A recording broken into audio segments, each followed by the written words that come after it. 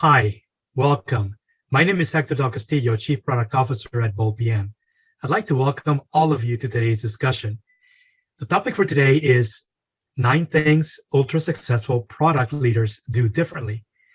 Before we get started, I want to give a shout out to the great IT professional for hosting this particular webinar. Today's discussion will focus on answering this question: how can you be perceived as an exceptional product leader? And I've got a couple of quotes that I want to get as we get started. I also want to let you know that you can submit your questions so that we can get to them during the latter portion of today's discussion. You can either type in your questions via the chat or use the Q&A window to do so. And we'll be taking questions as time allows at the end of today's discussion. So this particular quote from Peter Drucker is, "Management is doing things right. Leadership is doing the right things." And if you start to think about this, when an organization needs to have highly productive teams to be successful, you need both management and leadership to ensure that things are getting done right the first time. Here's another quote from Margaret Whitley. "Leadership is a series of behaviors rather than a role for heroes." What this is saying is that if you want to be the main difference between a manager and a leader is that a leader is not necessarily a hero. Often it's the facilitator, you're the coach, you're the mentor, you're the cheerleader when teams need to get things done. And your role as a leader is that everyone should be working on the right things, but also ensuring that they're doing things right. And often it's a combination of understanding what is the task at hand that needs to be done. Today's discussion, we're going to be breaking it down into these portions. We're going to talk about the current situation for product managers and product leaders within organizations. And we're going to talk about specifically what are the steps, 9 insights as to how you can become a highly successful product leader. And we'll talk about some key takeaways as well. And then we'll do a Q&A at the end. So the current situation. Today's current situation, if you look at the literature that has been published in the last 5 years, 2015 and on forward, these are all fairly new and 21st century reports that I've been able to find, and we're going to discuss some of these.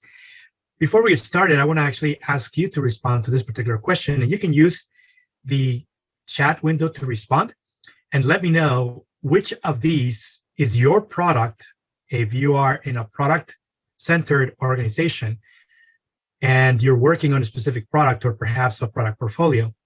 Which of these has your organization experienced due to COVID-19?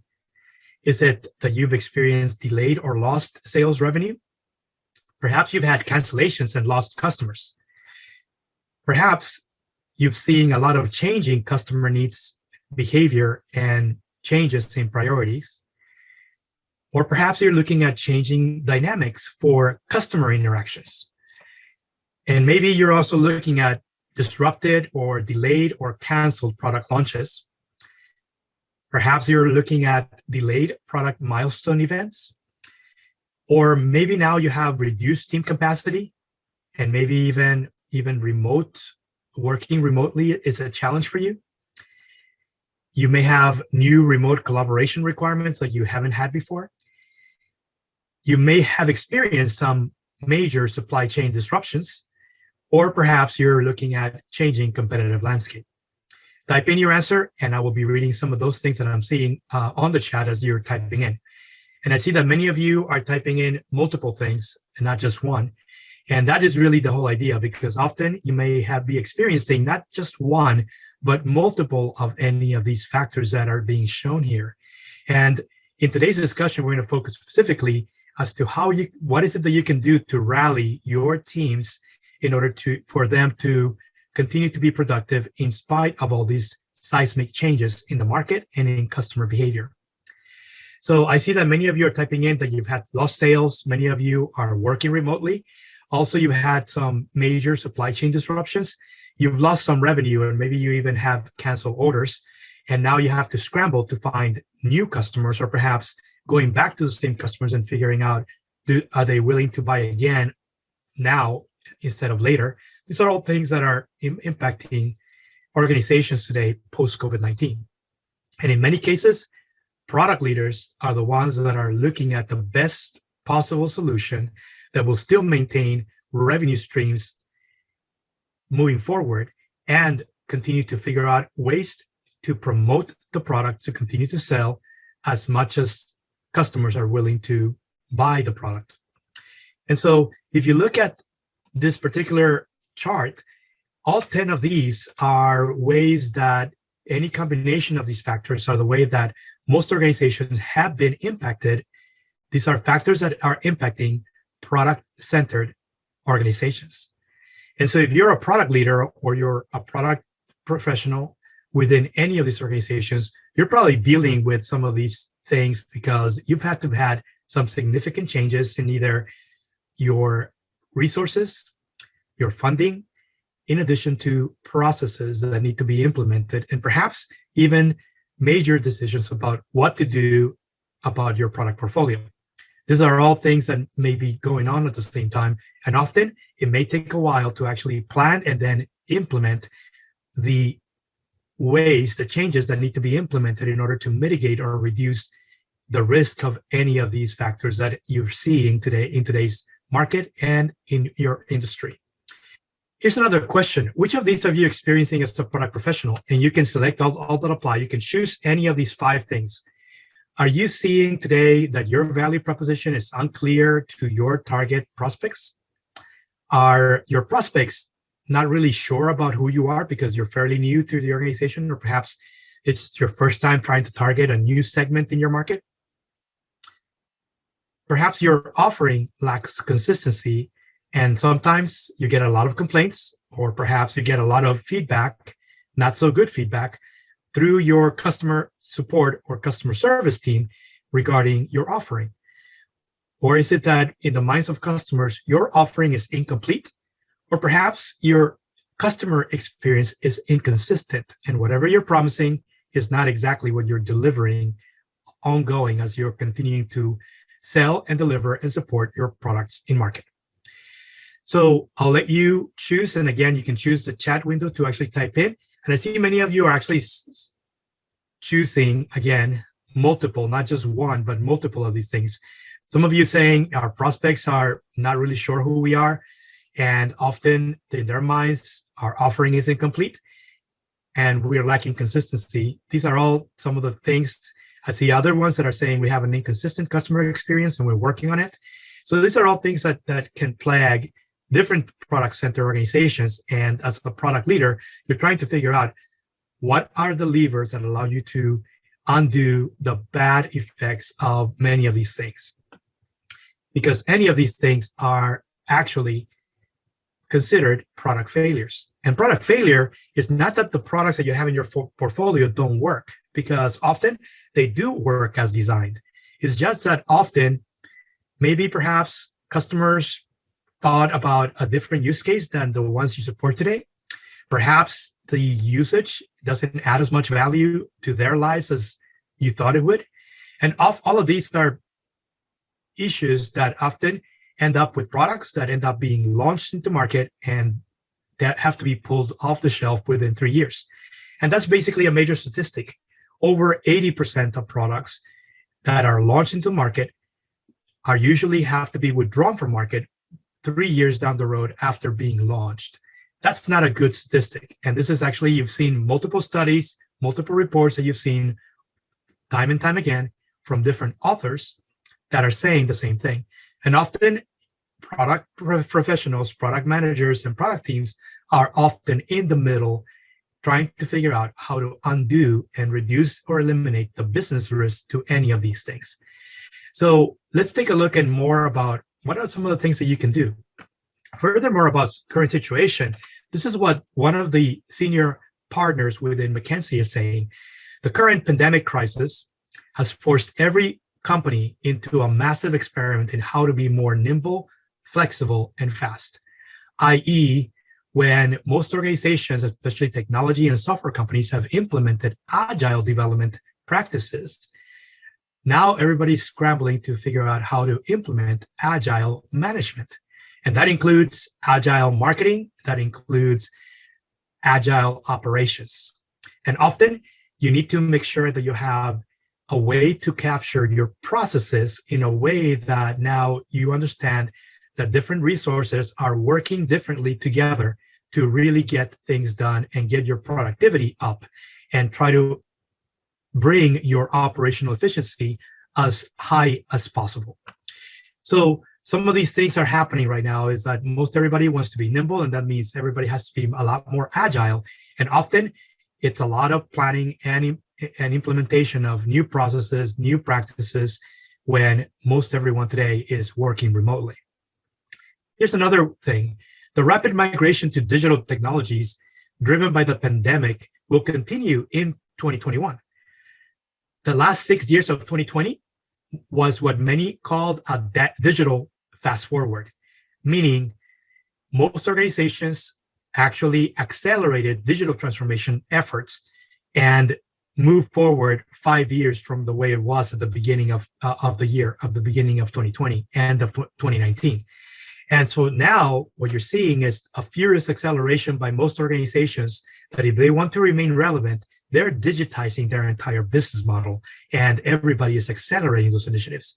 And often digital transformation, for those of you who have been involved, means that you have to reallocate your resources. You have to work on new processes and put together new initiatives that you haven't done before, because this is mostly about modernizing your infrastructure, modernizing your business model, and often also figuring out ways to create new revenue streams within the organization.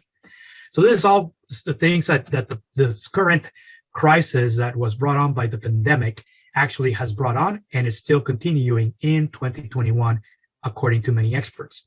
And here's the definition of digital transformation. Digital transformation, as I mentioned earlier, is radical rethinking of an organization's business model, and it's also the integration of technologies to meet changing buyer behavior, increase customer perceived value, and boost your financial performance, the financial performance of your entire business, your entire company. So often it's a top-down approach. Executives will be working with senior managers, and then all the workers are involved in figuring out what works and what is not working when it comes to figuring out different ways to collaborate and still maintain productivity up, and even keeping track of the right metrics to figure out how to continue to improve over time until you get it right. And often it's an iterative approach, because you will need to iterate multiple times until you have optimized productivity within the organization. Once you know that you have a specific number of resources, specific knowledge that you need to gain and build and nurture to continue to move forward. Here are some of the common challenges now. This is actually a report that was published in 2015 by the 280 group, and it actually surveyed almost 1,000 product professionals. These are product managers, everybody from executives to vice presidents to directors to senior product managers to entry-level product managers.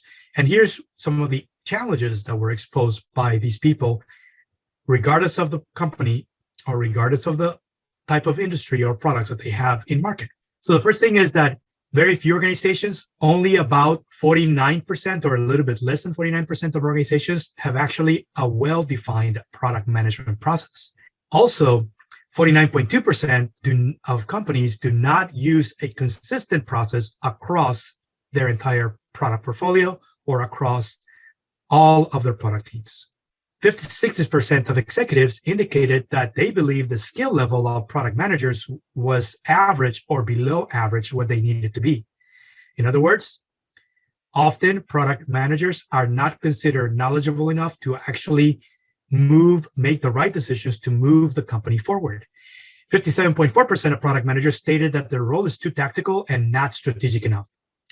And finally, 69.9% of respondents are at companies where product management managers are also being used as product owners. And all of these things are huge challenges, because it really says that most product managers today, as opposed to being strategic, they're actually very tactical. And that's the way they're compensated. That's the way their performance is measured. And it's really hard to try to get away from being in the weeds and start really looking at your strategy and how it needs to continue to evolve for your entire portfolio to actually achieve the kind of performance that you're looking to achieve. And these are all things that are challenges within organizations when they have product managers in place. So often achieving a steady flow of successful products, meaning that you get one product that gets a lot, that grows very quickly and you actually allows you to scale the organization, and then bring out another product that also allows you to scale very quickly, and another. It's extremely hard and close to impossible for most organizations because of the fact of the challenges that they have that I mentioned earlier. And often trying to get to this point means that you have to really optimize the people and their skills, and also the processes, the systems, tools, and how they work together to actually ensure that you're getting the right outcomes out of your entire product portfolio, and measure that by the profitability of the portfolio. If you're doing this right, as you continue to improve people, processes, the profitability of each and every product in your portfolio will increase. And at some point, you will have clarity about which products need to be pruned off the market, withdrawn from the market as you introduce new products into market. So these are all things that are part of current situation. So let's talk about the piece about product management and product marketing that is really about leadership. Because I mentioned in the title, you may be a manager, but you're really actually leading product teams. And often you need to upgrade and continue to sharpen your leadership skills. Leadership skills are considered soft skills. And what I find in my experience is that most organizations and most individuals that are in product management or try to get into product management focus way too much on hard skills and often not enough on sharpening and upgrading and continue to improve leadership skills. And in my experience, leadership skills are often just as important as the hard skills that you need to be successful in product management. And the reason for that is because leadership is really about building and nurturing teams and ensure that productivity continues to go up in spite of maybe less resources, in spite of what's happening in the industry, in the market, that you find ways to evolve and pivot your business model and figure out a way to position your entire product portfolio to continue being productive and profitable at the same time. So we're going to talk about 9 different things that make up ultra successful product leaders. And these are all things that will help you improve, upgrade your leadership skills. So here's a snapshot. We're going to talk about in more detail about each and every one of those, but I want to just list them up front so that we know exactly what we're going to be covering in the next few minutes. So number 1, think about, you need to be thinking strategically and execute fiercely. This is what I mean by being agile. You very quickly plan and then execute, and you often need to have A/B testing in place. So you are executing maybe a couple of different things and then focus on keeping the one that is paying off the best. A/B testing is very typical in development.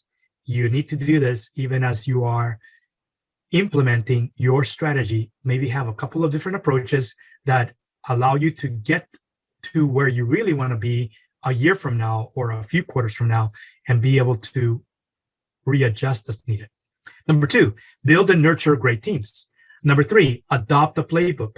Number 4, boost perceived customer value. Number 5, rethink your business model. Number 6, build collective wisdom. Number 7, keep grace under pressure. Number 8, know when to pivot. And finally, number 9, encourage collaboration. We're going to cover each one of these in more detail as we move on in the next few minutes. So let's focus more on the first one. Number 1, think strategically, execute fiercely. What this is saying is that product management really has to focus on the strategy and figure out different ways of implementing the strategy given their constraints. And there's always going to be constraints because you're going to have only a limited amount of people that you can have in your team, a limited amount of funding, limitations on the current tools that you have, and often you need to actually be looking for better tools so that you can become more productive over time. And all of these things often need to be done concurrently. So you have different swim lanes that are about people and the way you grow people, and how you continue to improve the way you work together through your processes and better tools to allow you to be more productive, and then apply all these things to your entire product portfolio to continue to improve. And part of this in shaping the right strategy means that you often have to have the right vision. You need to be able to shape a transformative vision. In today's world, most experts are saying that you need to have a purpose and have a purpose-driven organization, and that purpose becomes a transformative vision. You answering the question, why are we here in the market? Why is our company here to begin with? And how do we continue to ensure that we are proving to everyone, not just your customers, but everybody that is outside your company, that you are a purpose-driven organization and that you walk the talk. Not just say it, show it to not just your customers, the entire market, and everywhere else where you want to have positive brand awareness. And that's what you want to do. Once you shape a transformative vision, you communicate that to everyone in your market, in your industry, and all the stakeholders that are outside of your company. And often you want to make sure that as you are putting together your strategy, that you devise it for execution. And what it means is that you have to have all of these factors. You have to have smarter objectives, meaning they're specific, they must be measurable, they must be attainable, they must be relevant. They also must be time bound. So by a certain time, we're going to achieve X, Y, and Z. Be able to evaluate and figure out how often to evaluate, and then know when and how to readjust when needed. Especially when you have to do a lot of A/B testing in your deployment, you better start making choices that, which is A, which is B, and when do you need to actually start figuring out how to pivot and readjust your execution of the strategy. This is just as important as the actual planning of the strategy itself. And often, it's really about boosting the confidence within yourself so that you can lead product teams more confidently and make sure that you can focus on that transformative vision to keep everybody plowing ahead no matter what happens in the market. Here's point number 2, build and nurture great teams. And what that means is that you really need to start assessing not just your current team, but also consider what additional members would you need to have in place in order for you to continue to increase productivity and optimize the performance of your team, specifically for the products that you're managing. And what that means is that often, even though you're working with a current team, you have to be doing internal networking within your organization. And even what I would say outside of your organization, especially in the times when you know that you are resource limited and that you need to start hiring, you're better off doing both internal and external identification of stakeholders that you can bring into your teams at some point in the future. And you need to start focusing on building a talent portfolio. That means get to know people, not just the ones that you're working with directly on an ongoing basis, but also others that you may need to bring in at some point when you need to actually add more resources, add more skills, and even get more productive within your team.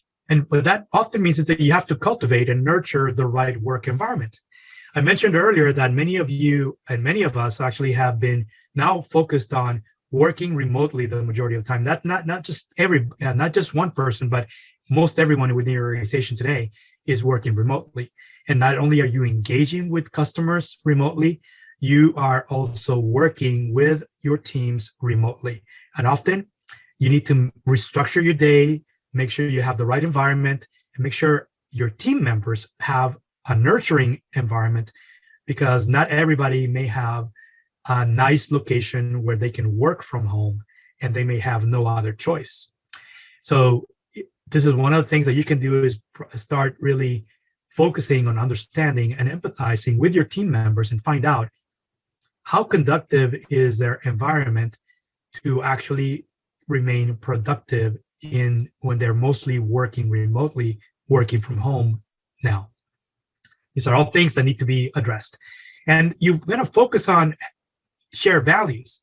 I mentioned earlier that having a purpose-driven organization, often those organizations are also communicating clearly what are the top values that you're going to focus on, whether it is to be, having a highly collaborative environment, to have excellence at something, some specific thing that you want to become a center of excellence for as an organization, and making sure that you are also ethical in the way you conduct business and the way you deal with not just your customers, but also with everyone that is outside of your organization, whether that's your suppliers, your partners, your distribution channels, and anyone else outside in the market. These are all things that you want to be able to clearly communicate to everybody so that everybody knows what you stand for and what your organization and everybody within your organization stands for. And make sure that all your actions are congruent with that. Number 3, adopt a playbook. Most people that I know will actually be looking for processes and have some sort of procedure in place, whether that's a digital portal where they're actually keeping track of checklists and all these things. But often what you really need is not just a process in the case that I'm talking about, is really more of just having the actual way that you're going to be training to become productive. A playbook is really having a game plan. And the game plan means that you need to really be aware of your closest competitors. And those may vary by market. They may vary year to year, depending on who's gaining, who's losing. And often you need to make sure that your game plan allows you to understand who are your closest competitors and what is it that you're trying to achieve and how is it that you're going to continue to win in the marketplace, irrespective of the number of players that are out there that are also saying, me too, I also do the same things that you do, and figuring out how to present that, how to position it, and how to execute it better than anyone else in the market. So for that, a playbook is what you need in order to actually be able to also execute and continue to achieve the right outcomes.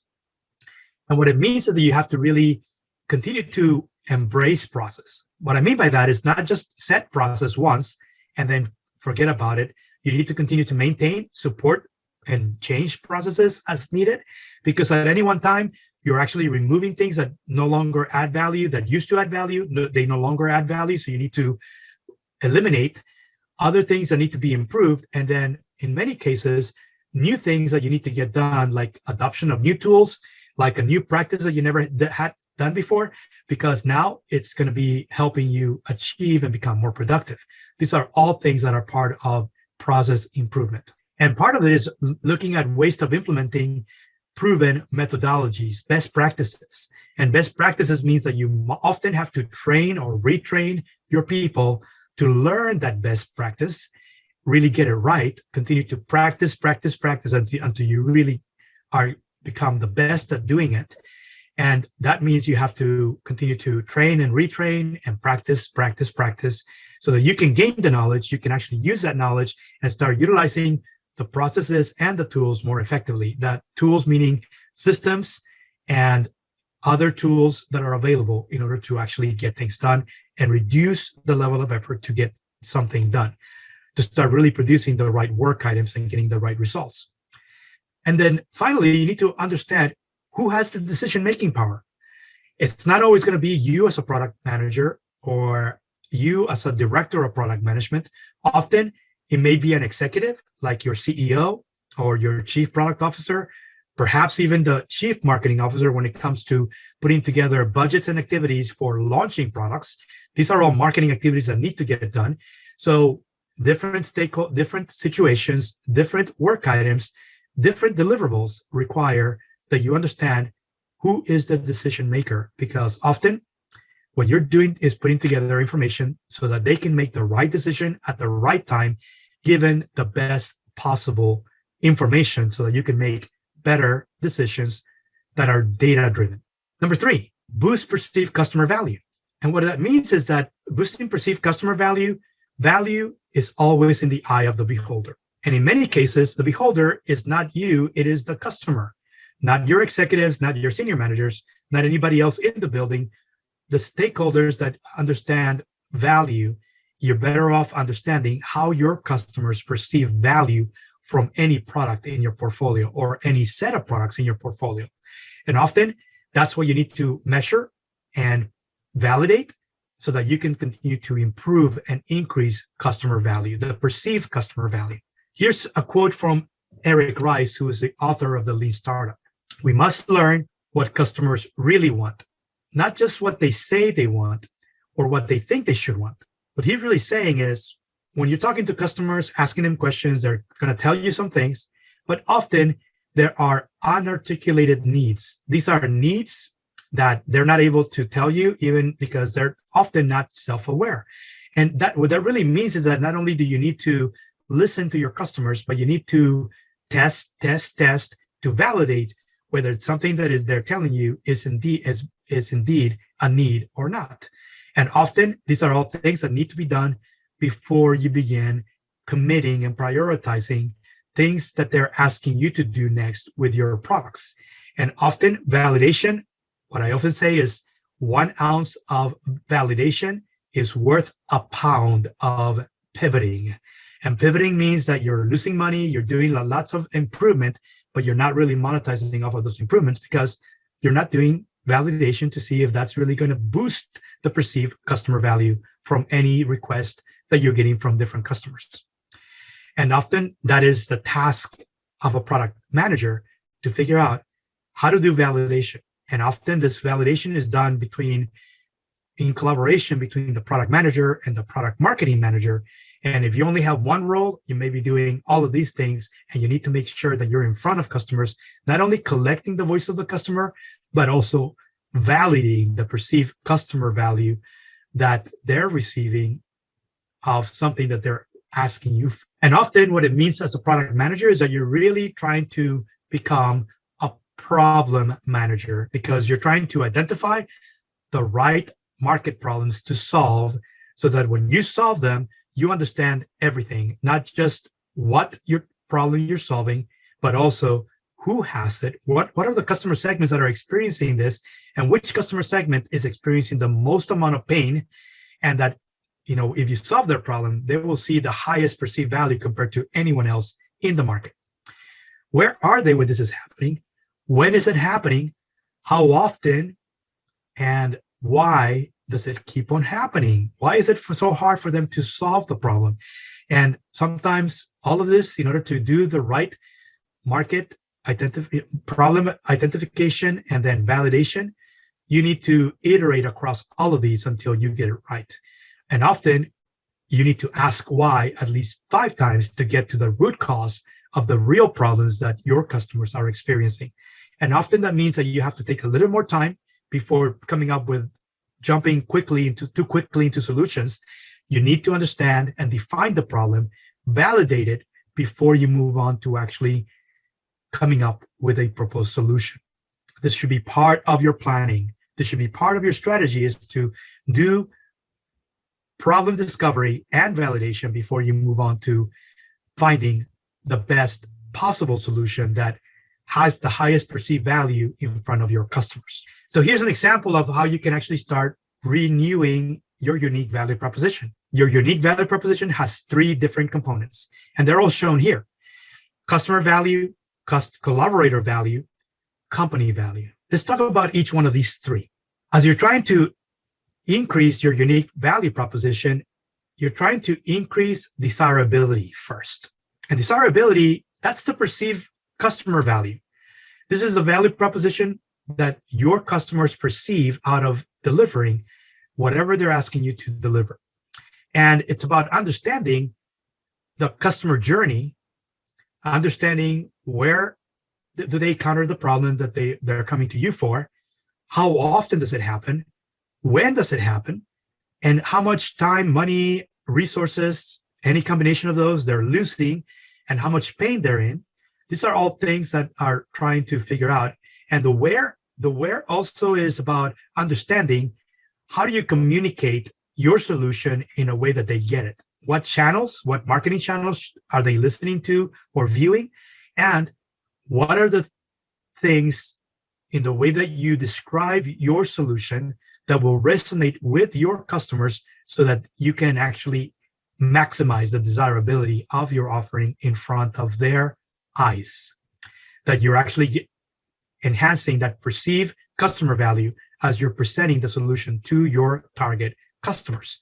Feasibility. And feasibility has to do with understanding your core functions from development to supply chain to distribution channels and managers of distribution channels, management of your partners.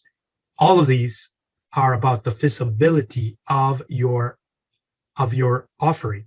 And often you need to make sure that you're working with your suppliers, your partners, and your distribution channels. These are all different types of collaborators, so that you can continue to ensure that the collaborator value is high and it's a win-win-win situation. It's a win for your organization, a win for your collaborators, and everybody else who's there outside of your organization that actually continues to see that there's value in continuing to work with you as an organization.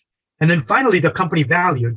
Company value is about increasing the viability of your offering. What that means is that it's understanding that you need to have a growth-minded culture so that you can continue to grow your people, nurture your people, encourage them, make sure that they can take risks.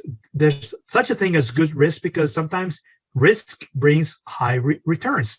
And often you need to start looking at what are the good risks to take, and keep your people inspiring to make sure they continue to be risk takers so that they can get more out of the same people, more productivity as well.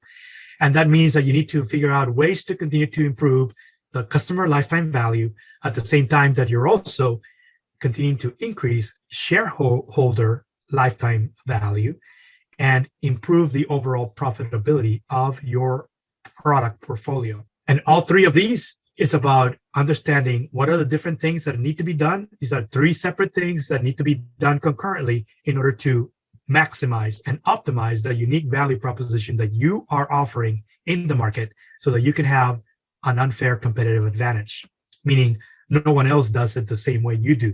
Number 5, rethink your business model. And in rethinking your business model, that means that you have to now break down your business model into 3 different components. Very similar to what we talked about earlier. The customer value is really more like front stage type of things. These are all like looking at your customer segments, the customer relationships, your value propositions for your entire portfolio, and then the different channels. Channels means distribution channels, in addition to marketing channels that allow you to reach out to your target customer segments. That's all part of the front stage. On the other side, collaborator value is really about backstage mostly, right? You have suppliers, you have partners, you have your internal teams that are working together to ensure that you have improvement and support products already in market. In addition, that they're also working on new things that are going to be either added to current products or new products that they're launching, and a combination of that. Those are all backstage type of activities, and they need to be concurrent and continue to move on in spite of whatever's going on in the front stage. And it's got to be done in a way that is seamless to your customers, that doesn't disrupt or that actually doesn't impact in a negative way the customer experience for your current customers. And then finally, the third value, the company value, is about profitability. It's taking a look at how you can actually do more with the same cost structures, do a lot more, 10 times more, 20 times more what you're doing today as far as sales and as far as number of customers that you're acquiring and capturing, retaining, while keeping your cost structures pretty much the same. That is something that will actually increase the profitability, and that will automatically increase and improve your customer lifetime value as well as your shareholder lifetime value. Often, all of these things have to be done concurrently in a synchronized approach. You can't do one without the others in order to be successful. And often, product leaders need to manage different teams to do any of these 3 different things that I spoke about earlier. Here's an example of Airbnb. And Airbnb is an organization that had to do a huge pivot in 2020. Before COVID-19, Airbnb was the largest provider of vacation rentals around the world. They had more properties listed than Marriott about 3 years ago. And what happened is that they kept on growing and growing, and they actually scaled very quickly, because this growth came in about 7 years, that they actually became a global company after coming out from being a stealth startup. And they're monetizing in different ways, from hosts, from hotels, and from the small single owner bed and breakfast type of places, and hosts that own one or multiple vacation homes that they will rent the majority of the year, just so they can convert them to actually revenue. And that's how they get paid. They get paid every time somebody books a vacation rental or even a rental for business through Airbnb. So it's a hotel model, right? It's part of hospitality. They don't own any properties. All they do is match hosts and guests, or they match the hotel managers or bed and breakfast managers and operators with guests. All of this kind of came to a screeching halt because people were unable to travel post-COVID-19 in 2020. And their business model and their actually valuation took a hit. They were valued at several billions of dollars before in 2019, and came around April of 2020, and they took a big dip. We're talking about they went down by over 50% of their share prices before post-COVID-19. They actually went down by 50% or more, and they needed to figure out what to start doing to start regaining and recapturing the value they had. So very quickly, they pivoted by now becoming an online provider of online experiences. These are paid experiences at the same places. You don't have to travel anymore.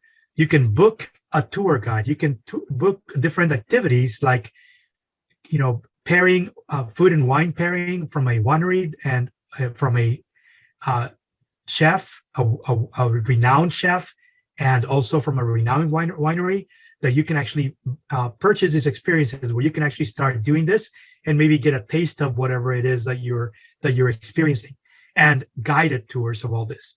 So for this, they already had before activity producers and tour guides that they were starting to work on. Well, they accelerated that and launched this in 2020. And that is how they really maintained their value, because for the most part, they actually did lose some headcount. They actually reduced their workforce by about 25% globally. But for the most part, they now are funded to continue to operate with new revenue streams from this new online experiences that they launched in the second half of 2020. And people are now buying online experiences without having to travel. And you can actually buy online experiences from anywhere in the world. And these are all things that you want to do that is new to Airbnb users. So this is an example of pivoting in a way that actually created a sustainable new revenue stream that also can become a recurring revenue stream without having to do a lot more in your cost structures. So Airbnb today is competing with companies like Marriott. Marriott is today the largest hotel chain in the world, and Airbnb is a close second, because you still look at the number of properties that you can book, and now they're actually increasing in online experiences, something that Marriott doesn't have today. Airbnb is offering now, and they have very little competition on that. Number 6, build collective wisdom. And building collective wisdom is that you not only are gaining knowledge, you are looking at applying knowledge based on your experience, and make sure that you're learning from each other's experience when you're all working in the same team. So building collective wisdom means that you're encouraging everybody in your team, all your team members, that if they're an expert at something, that they're sharing that knowledge with the rest of the team.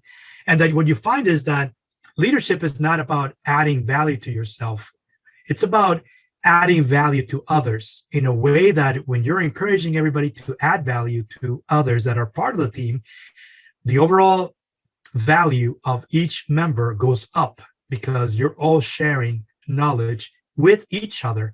And that creates more collaboration, more trust, more teamwork. And that's what you need to increase productivity. And always be learning is the mantra that I have. And what that means is that product management and the things that I do is not always the same thing over and over, right? There's a lot of learning to be done. And even the role of product management continues to evolve.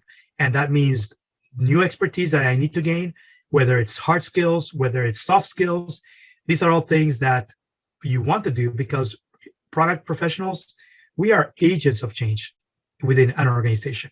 And to be agents of change means that we need to actually learn about what somebody else is doing, not necessarily a competitor, not necessarily in our market, but figuring out whether there's value of bringing those best practices into our market, into our industry, in order to actually add more value to our organization, in order to improve the productivity and in order to improve the profitability of my entire portfolio within the organization. And then finally, part of this encouraging this sharing of wisdom is to share your knowledge. So having things like lunch and learns, having activities where you're actually teaching something that where you're an expert on to everybody else in your team. These are the things that you need to be encouraging so that you can all gain not just the knowledge, but also gain the wisdom of your experiences, of each other's experiences, and you're actually supporting and encouraging each other to do more with the same people. And you're finding ways to work better and better together, better collaboration as you are continuing to work together. That should be the secret to actually start becoming more productive, even though you have the same team that you're working with. And how do you integrate new people? You actually have ways of coaching and mentoring those who are newer, that once they actually are brought into a team, that you have a way to actually assign them to a coach and or mentor, because everybody will need to be coached and mentored at some point in their careers.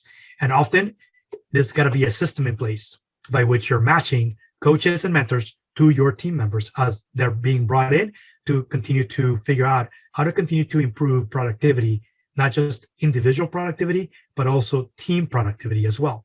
And number 7, keep grace under pressure.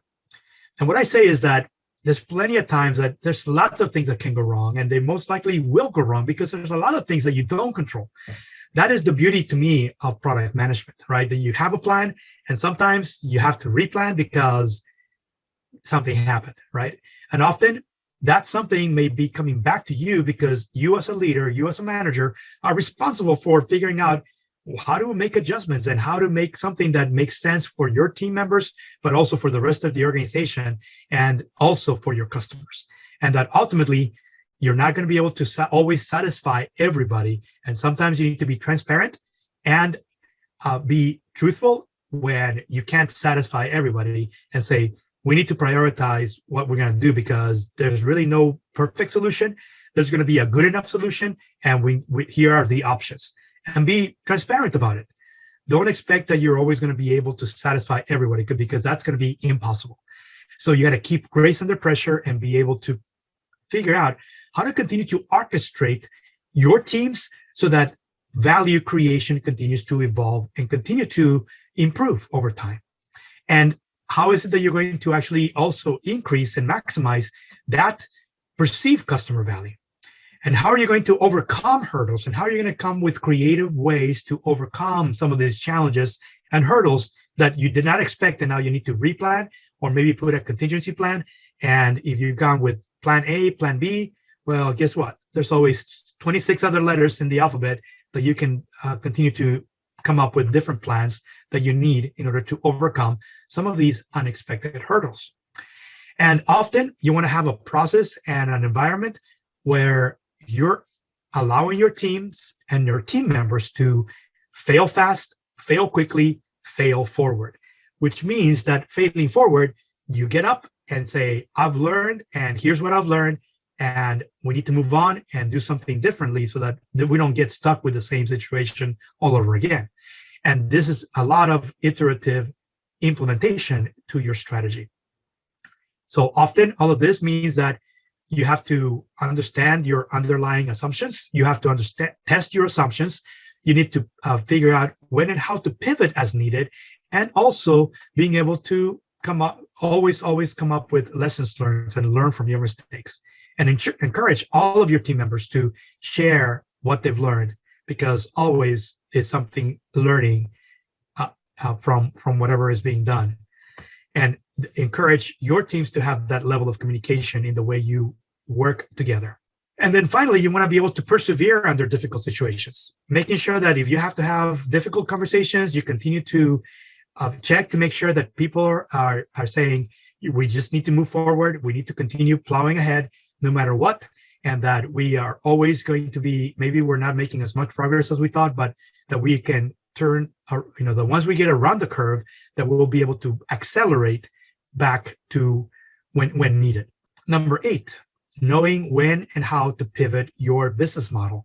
This is the same example I alluded to Airbnb, when before COVID-19, they were nothing but an app where you can book rental places for either business or travel, leisure travel online or via the app. And now they become an online experience seller. And you don't have to travel for those online experiences, but you can really get a taste, you can get a feel, you can make it tangible, because they're actually giving you more than just an online experience. They're actually adding additional physical proof in the way they're delivering their online services. And often pivoting means that you need to adopt a learning process, meaning always have to have something in the queue to very quickly figure out how are we going to create a new revenue stream that we didn't have or we were starting to work on, but now we need to accelerate that work. Or how do we start creating something new when we didn't expect that we needed to have something new so quickly? Also, it's about really deciding, how do you continue to allow your customers to validate whether or not you're going in the right direction? Before you get too far down the road, make sure they continue to give you feedback on your concept, on your prototypes, and finally, until you get to a product that you believe is ready to launch, make sure you collect their feedback and make sure that you know whether or not, from their point of view, there's a high perceived customer value before you actually launch that into market. Often it means that you also need to continue to improve the way you measure and what you measure and how you're measuring it, because all of these things will be required when you're doing a lot of process improvement. And when you're doing a lot of pivoting in your business model, you may need to come up with new metrics that you've never had before. And often something new means you need to find new metrics, new ways of measuring to ensure that you continue to gauge whether or not your performance is continuing to improve over time. And finally, all of this also means that you need to benchmark your performance, not just do internal benchmarking between teams, but benchmark between you and your closest competitors, and benchmark between you and maybe even other players in your market that may not be your competitors. Because if you want to be best in class, you need to make sure that you are validating and benchmarking with best in class, even though they're not in the same industry or they're not your competitors today. Number 9, encourage collaboration. As a product leader, encouraging collaboration is a must.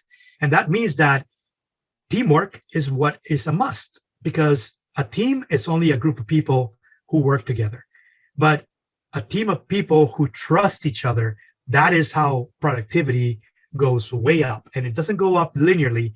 It goes up exponentially or geometrically increases. The more people trust each other, your productivity is going to go up in either an exponential growth or geometric growth, given the same number of people. So you've got to focus on figuring out how to continue to build trust and continue to allow people to feel comfortable working together in different ways, eliminate the silos that may exist within organizations. And this is why you start creating these agile processes that allow you to start encouraging more collaboration, even though those people aren't reporting directly to the same supervisor or the same line manager. You're actually working with multiple functions within an organization, and it's not just one team, it may be multiple teams, especially when you're a product manager or a product marketing manager. Nurturing teamwork is really about understanding that the more teamwork that you nurture, the higher the productivity of your team. And so product management and productivity go hand in hand. I focus on nurturing teamwork because I know that given the same resources, the same number of people, better collaboration yields much higher productivity from the same team. So this is it.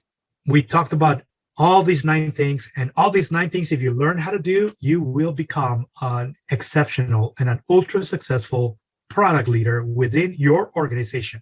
Number 1, think strategically and execute fiercely. Number 2, build and nurture great teams. Number 3, adopt a playbook. Number 4, boost perceived customer value. Number 5, rethink your business model. Number 6, build collective wisdom. Number 7, keep grace under pressure. Number 8, know when to pivot. Number 9, encourage collaboration. These are the 9 things we talked about today. And I believe we're now getting ready for the Q&A. So I just want to remind you, be sure to submit your questions and we'll get to them during the Q&A portion of today's discussion. And before we go into that, I want to actually give you a little bit more details of where you can get more information. If you're really looking to grow, we actually introduced a BoldPM Academy. And I want to know from you, if you can let me know, which of these topics are you most interested in? We're focusing on BoldPM Academy, which is a series of live online workshops that is meant to improve or upgrade your product management and leadership skills. And for those of you who are product professionals, this is what you're looking for, is how to build not just your hard skills, but also build your soft skills at the same time. And we're focusing right now on management and leadership skills, but later on, we're going to be introducing other things that are about product management skill sets that are critical for you to become an exceptional product manager and a product marketing manager. So any of these, let me know which ones you're looking for and just respond to the chat. I'll be looking at that later on. Let me know which one of these, and if there's more than one, or if what you're looking for is not here, go ahead and list it on the chat and let me know. Or if you're listening to this after the fact, just send me an email, connect with me, send me an email, let me know what you're looking for, and I'll be sure to make sure that I put this on the roadmap for upcoming workshops later this year under BoldPM Academy. And here's some recommended viewing or reading. These are links that are going to be available from the post-event page. We're going to send you a link where you can view the content for today, everything that we're doing today. We're going to have a video, you're going to have the slides. All of this is going to be accessible to you. And these links will be live links where you can go and read more. And for those of you who want to dig a little bit deeper into how you can actually develop some of these leadership skills that I spoke about earlier today. And here's information about BoldPM Academy, and you can follow the short URL at the bottom of this slide in order for you to get information about upcoming workshops, but also let us know if you're interested in other topics so that we can plan them, and we'll be sure to let you know once we have actually updated our schedule of workshops for 2021. And finally, if you can just respond to this chat on the chat, tell me yes, no, or you're not sure. Let me know if your company offers some sort of professional development stipend. That is basically some discretionary amount of funding that you're given often year to year. And if you don't use it that year, you lose it. But basically, you can pick and choose whatever training, whether it's online training or whether it's in-person training. I want to know whether or not your organization supports that, because BoldPM Academy is meant that you can actually consume as many topics as you need in any given year and still be within that stipend that you're given year to year. And just let me know if your company does offer that or not. And we can also provide you more information about upcoming workshops as well. And then finally, if you want to know more about upcoming workshops, or you need to build specific skill sets that you're looking for that are either product management or product leadership skills, just write to me. Here's the email where you can write to me. And if you write to me, I will respond and let you know when is the closest opportunity that we can actually either bring in that topic into and program it into the schedule, or when we're going to be relaunching something that you're looking for, if it's just something that we recently did recently. So you're gonna have plenty of opportunities in any given quarter to look for the right skill set that you're looking to improve over time. So be on the lookout for that, and let me know if there's any additional topics that you're most interested in as well. And finally, I do a lot of talking, so this is another live talk that I'll be doing next week. This is actually a talk that is co-hosted by the Product Camp DC meetup. This is on live online, and it's actually on the time that is actually shown in here. If you want more information, there's more information on the post-event page that you'll be receiving a link about, so you can actually sign up and attend, and that'll be coming up next week. A little bit more about BoldPM. I mentioned earlier what we do, but with BoldPM Academy, we're looking to inspire the next generation of product leaders so that you can turn ideas into valuable products. The same thing that I've been doing for the last 20 years of my life in my career, I want to be able to now help you if you're trying to break into product management, or you may be brand new to product management, or perhaps you're a senior product manager trying to move up into a director level or go into an executive level, become a product executive. These are all the different reasons why you want to continue to upgrade your hard and soft skills to become a better product manager. And this is what we're looking to do and committed to do, is to inspire those of you who are looking to learn and upgrade your skills so that you can nurture high-performing product teams and build your organization's growth engine. So that's the goal for BoldPM Academy. If you want more information, reach out to me.